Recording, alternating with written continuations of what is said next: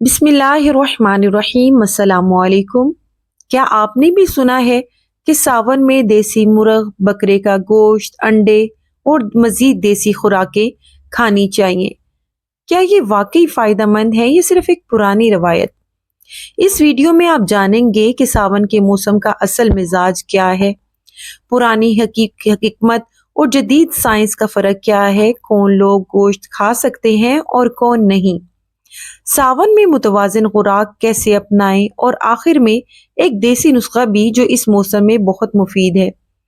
Channel पे नए हैं तो चैनल को सब्सक्राइब कर लीजिए ताकि मजीद फायदेमंद बातें आप तक पहुंचती रहें। सावन का महीना पाकिस्तान में इस वक्त शुरू हो चुका है, बारिश, ठंडी हवाएं और नमी भरी फजा।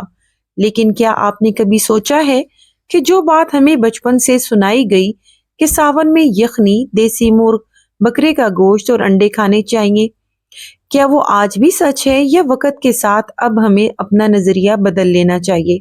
आइए चलते हैं पुरानी रवायत और जदीद तहकीक की गहराई में। पुरानी रवायत कहाँ से आई? कदीम वक्तों में लोग खुली हवा में मट्टी के ठंडे घरों में रहते थे, जिस्मानी मुशक्कत करते थे, हाजमा मजबूत होता था, नमी की शिद्दत आज की तरह नहीं होती थी। हिकमत और यूनानी तब के मुताबिक सावन सर्द मिजाज का मौसम था, इसलिए गरम ग़िज़ाएं यानी गोश्त, अंडा, यखनी मिजाज का तवाज़ुन बहाल रखने के लिए दी जाती थी। मगर आज के हालात में क्या फ़र्क है? आज नमी बहुत ज़्यादा है, वर्जिश कम है, बैठे रहने वाला तर्ज ज़िंदगी है, आलूदा माहौल, खटी हुई खुराक और मैदे की कमज़ोरी आम, पत्थर के घर और पत्थर के घरों में रहने वाली गर्मी, ये सब भारी ग़िज़ा को हजम ना होने वाला बोझ बना देती है। अब यही गोश्त गैस, बदहजमी, एलर्जी, यरकान यानी हेपेटाइटिस, फूड पॉइजनिंग की शक्ल में जाहिर हो सकता है।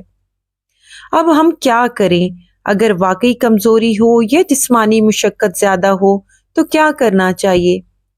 देसी मुर्ग की हल्की यखनी हफ्ते में 1 या 2 बार, गोश्त को अच्छी तरह पकाकर कम मिर्च मसाले में खाएं।